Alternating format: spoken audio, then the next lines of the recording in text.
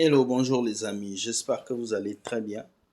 Entre une prophétesse qui demande de l'argent pour donner une bénédiction et une autre femme qui est en train d'adorer la statuette de Marie, bienvenue dans votre émission Entre nous.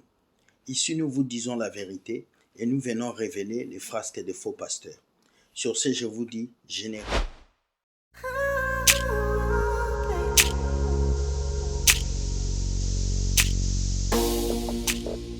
Dieu a dit dans sa parole que l'or et l'argent lui appartiennent parce que c'est lui qui donne. Et même la Bible dit, la bénédiction de Dieu ne se fait suivre d'aucun chagrin, car c'est lui seul qui nous permet de pouvoir avancer. Alors aujourd'hui, nous avons ce genre d'église où on vous dit, avant de voir le pasteur, il faut payer. Avant qu'on prie pour vous, il faut payer. Avant de faire cure d'âme, il faut payer. Avant qu'on évangélise, il faut payer. Aujourd'hui, l'argent dans l'église est devenu un moyen important. Si important que les pauvres sont oubliés. Les personnes qui ont besoin de Dieu sont oubliées. Regardons la vidéo de cette prophétesse qui est en train de mentir sur le nom de Dieu. Regardez ça et nous revenons. Regardez. You're saying release something, but you have nothing in your hands to sacrifice. So what are you going to sacrifice to God? Amen. I can't take you to God empty-handed. Come on. I can't. And you poor folk, think of it now. Why would a God tell you to get a blessing from him? You got to pay your way through by giving an X amount of money to get a blessing from him. That's right. Think. That's right. Think now. It's not that deep. Just think.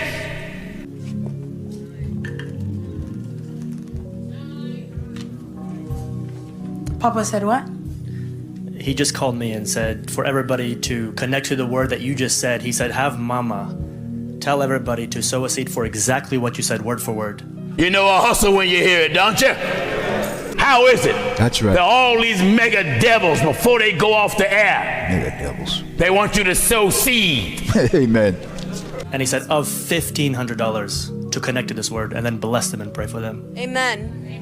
Amen. Amen. A false prophet is telling you, if you want a blessing from God, give an X amount of dollars. They will go as far as saying, the Lord told them. When you can lie on God with such coldness, Yeah. no conscience, Conscience. no fear, Yeah. no respect for life, and you don't fear death, That's right. you ought to go to hell right then. That's right.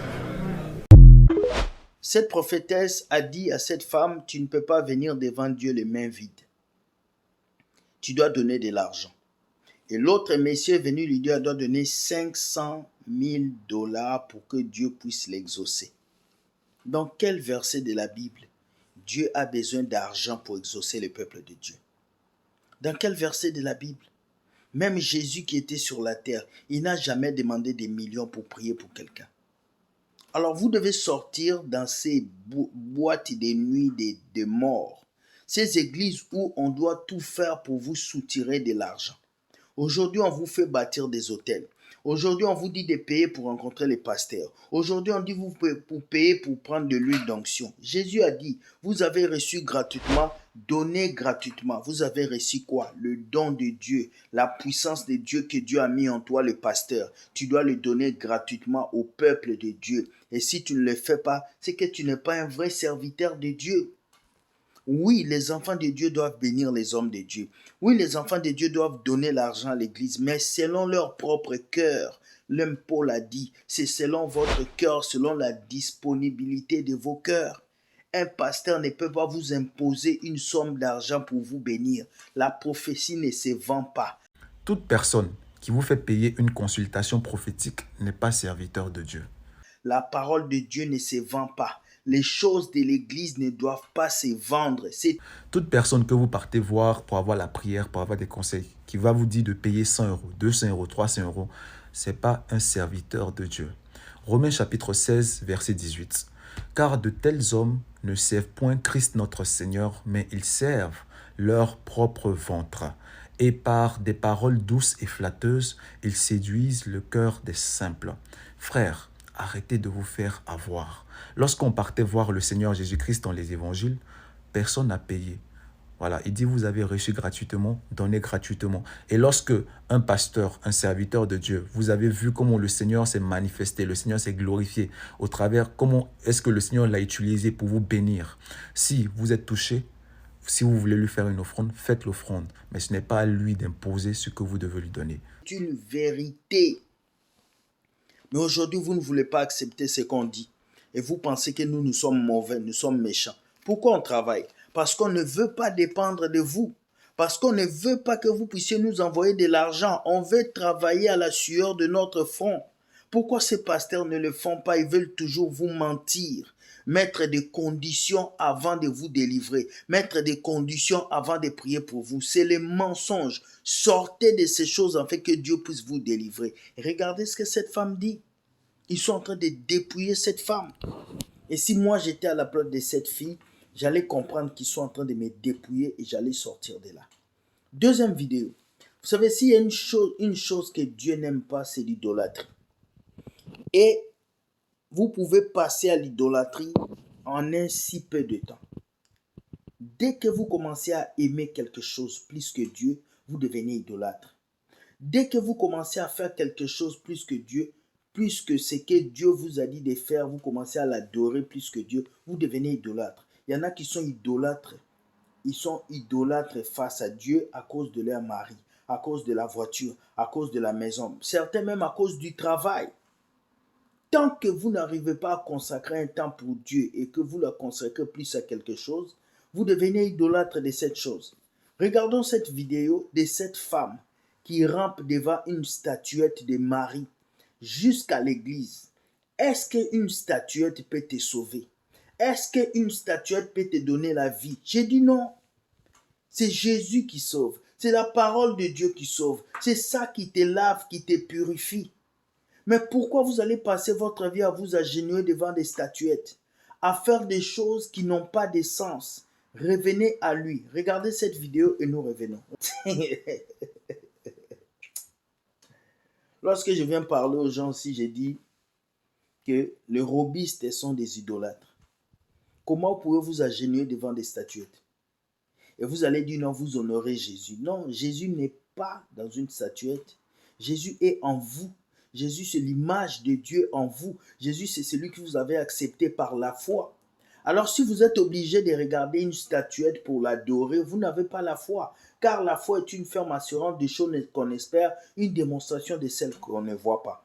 Avec Dieu, il faut croire pour voir. Mais dans le monde, il faut voir pour croire. Mais beaucoup de ces chrétiens-là, ils se mettent devant des statuettes, ils prient. Mais la statuette ne peut pas te répondre. La statuette n'a rien à l'intérieur si ce n'est un démon, un esprit. Repentez-vous de ça. Parce qu'un idolâtre va finir par adorer des démons pensant qu'il est en train d'adorer Jésus. Un idolâtre va finir par utiliser l'huile d'onction pensant que c'est l'onction de Dieu alors que le pasteur a mis des démons pour le tuer. Un idolâtre va penser qu'il est en train d'utiliser les savants prophétiques alors qu'il est en train de s'attacher encore avec des démons. Voilà pourquoi vous allez voir la plupart de ces gens qui prient des statuettes, la plupart des gens qui ont des chapelets, la plupart de ces gens qui ont l'huile d'onction, c'est des gens qui ont toujours des problèmes dans leur vie.